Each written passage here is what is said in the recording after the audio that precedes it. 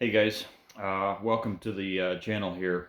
Kind of a unedited, maybe a little unprofessional look to this video. I hope that doesn't take from the shine or the importance of this one. Just getting a laundry list of things to do here. Was on the road today, just stopping for 10 minutes to get something to eat. Um, Wanted to bring this one to you guys as this was brought to my attention. That something very important has happened has been confirmed in the state of Michigan, Central Michigan, Alcona and Newaygo County. They have confirmed EHD, guys. So first and foremost, let's start here.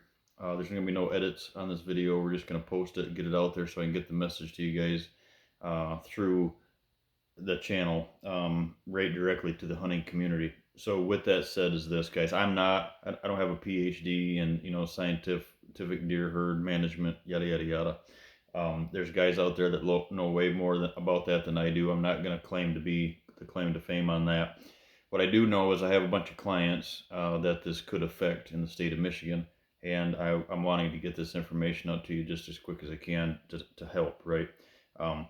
Excuse me. So first and foremost, this on my Facebook page, I made a post about reaching out to you guys through this video.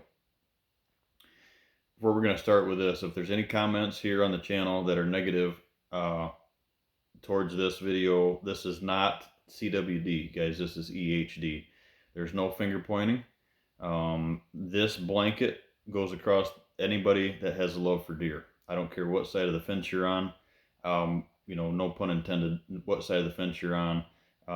If you have a love for deer, this should rattle you and bring it to your attention. Hopefully it doesn't get to that point, as far as, sadly, the devastation that I've seen across the country, the effect that it can have. I've experienced it in the Midwest, in Illinois, Missouri, and I've also experienced the blue tongue, or EHD blue tongue, and stuff out west.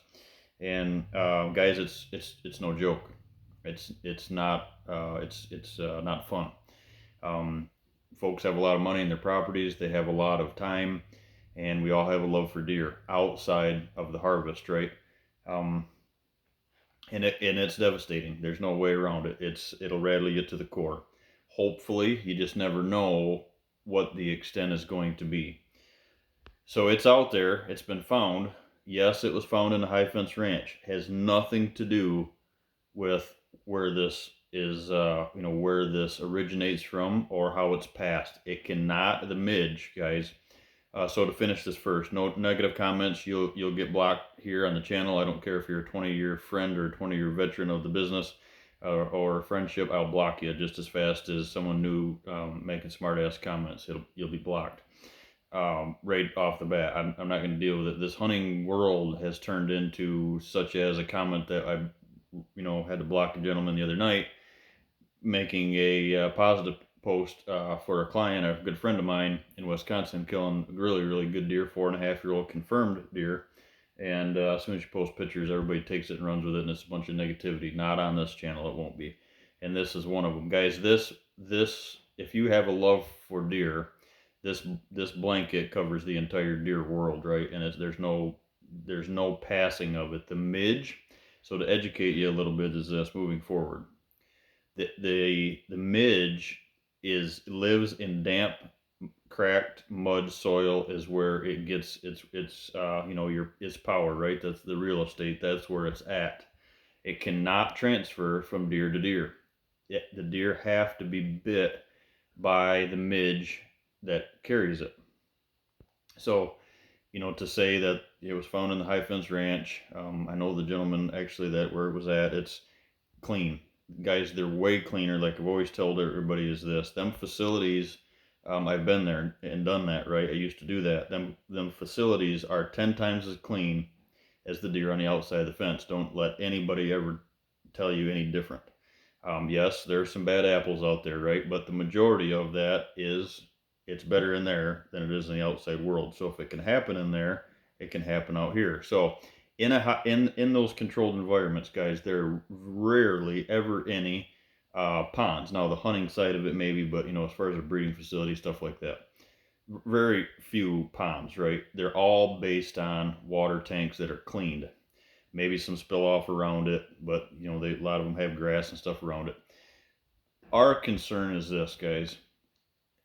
Going back to a video that I posted not too long ago about this nonsense law that some of these states are grabbing onto and these people are promoting, is promoting pond water. This is why this is so important.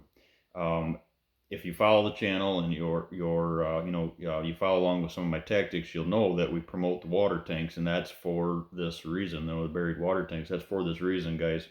As this ever happens, your farm doesn't go completely upside down, because you have to take immediate action. And when I say immediate action, I mean if you had any plans for the weekend, if you're in central Michigan and or across the pond in Wisconsin, I would be taking this very serious.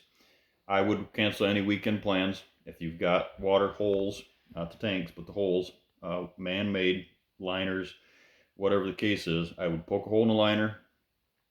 I would poke a hole in the levee. I'd get somebody with a mini excavator, local contractor, and I'd make it very, very important. I'd get rid of the water, and I would dry that surrounding area just as quick as you can possibly surround it. Here's the thing, guys. It's not only the devastation that it could do on your farm, it's everybody around. The midge, the wind blows, the midge wanders off, gets on a truck, takes it down the road, it can spread wild and rampant. Sadly, it usually does. So highly recommend, go out on the farms, poke a hole in those water sources. Yes, it's right before season in Michigan. It's just what it is, guys. It's an evil, evil thing from Mother Nature, as I posted on the social media page there. Nothing we can do to prevent it before, other than not putting those darn ponds in. I see, and I won't name any names, but just recently, again, I see a place in Michigan that was being promoted by someone with a big stage, if you will, and building ponds. It's horrible. It should be illegal to build a darn pond on for deer only. Now, if it's a recreational pond and it's large and it's for the kids and swimming, I'm all about it, right? But making these water holes all over your property can be a huge, huge devastation. This is one of the reasons why I don't promote them, is because when this happens, you have to go in and destroy them. So here's the deal. What should you do if you take them out? I've got one here in Kentucky, guys, on the top of the farm here, that's coming out this year. It hasn't been around here, EHD, but when it does, if it does, that will be that could be a problem. So I'm poking a hole in it. It's not very big. It's probably, a tenth of an acre, whatever it is, but it's getting a hole poked in the levee. It's going away. If those are at stand locations and it's a strategic placement of that, or a hunting situation, go get a 100 gallon, 150, 170, 300 gallon tank, depending on where it's at, how much water you think to keep the health standard there for the deer. Go replace it, and salvage it. Dig a hole, go get the well water, put it in there.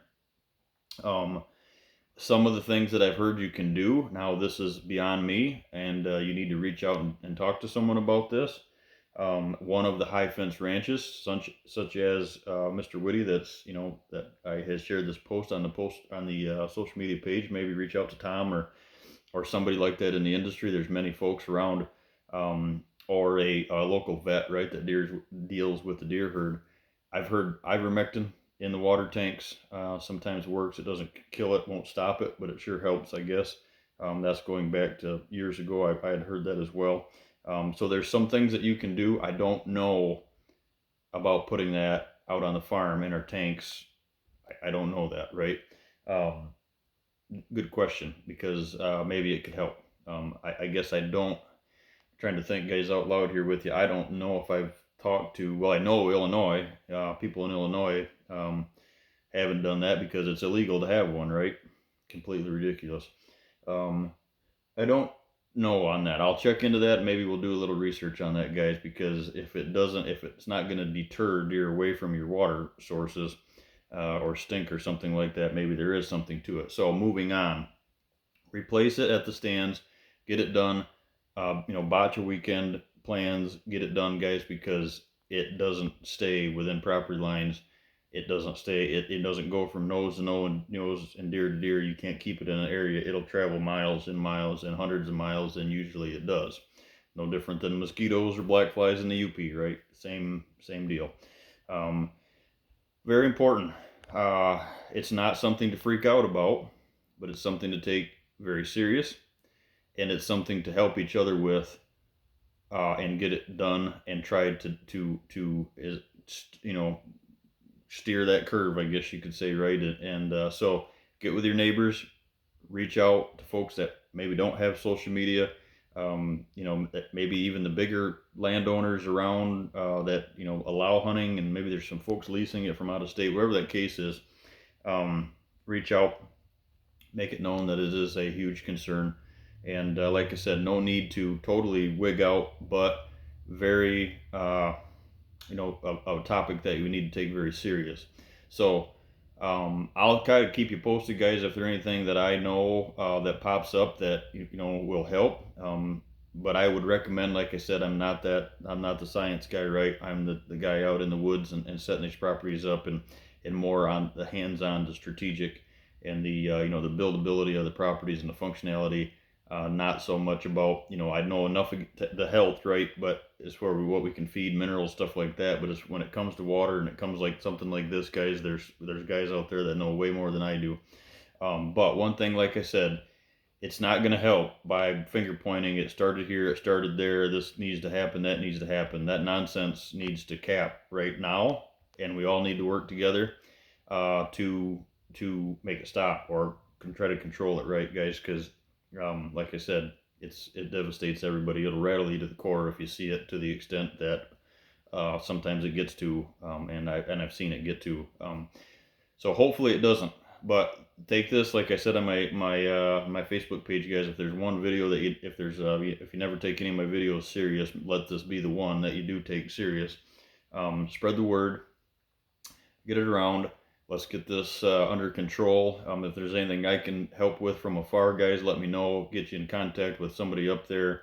I got contacts all over the state, but that Reed City, Lake County, Newaygo County,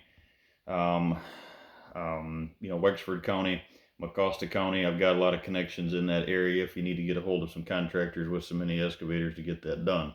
So while they're there, just remember that, get those tanks ready, so we don't take from the health of the deer and the water, because as we go into this, you guys are that October 1st opener.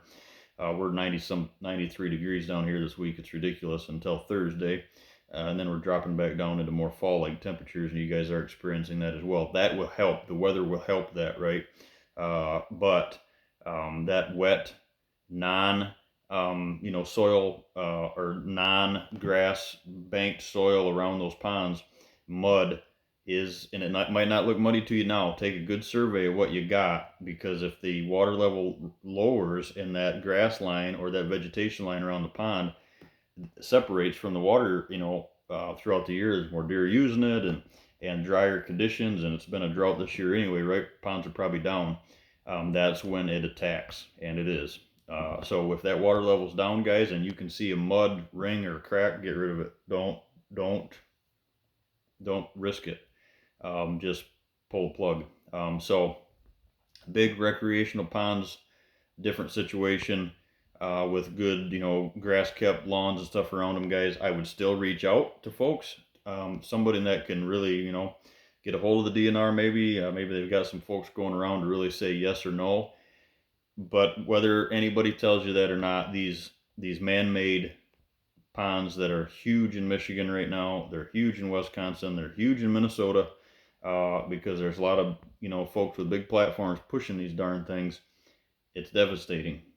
Get rid of it. There's other ways that you can do it, and to be honest with you, they're more effective because they're smaller. 40, put 2 of them in. 80, put 3 or 4 of them in. They're effective, guys. They'll reach your requirements. All the other animals get to water out of them too. Get the tanks in the ground, put a critter stick in them, take a hockey puck or something and put some weight on the end of that so that critter stick doesn't fall out. Throw it down in the tank, guys. Don't put bricks or something like that in the tank, because it'll wear a hole in the bottom of the tank, right? But throw a critter stick in there, make sure it's out of the top of the water about a foot, and so things can get in and out if they do fall in. We don't want any sour tanks, right? But and adding to the other health issues. But the smaller tanks are the ticket. So this weekend, like I said, short of dropping a lot with the family, maybe get the family to help you because it's a serious situation. That is, if we can get ahead of it and react to it, I think we can, try to help everybody up there because, as you know, that's where I'm originally from, and I don't want anybody to, experience that. So take this one to heart, guys, and if you need anything, reach out. God bless everybody in the whitetail world, because I feel for you when this stuff happens, no matter where you're at around the country, guys. We're all one, right? So appreciate you tuning in, and if you need anything, let me know. Thanks, guys.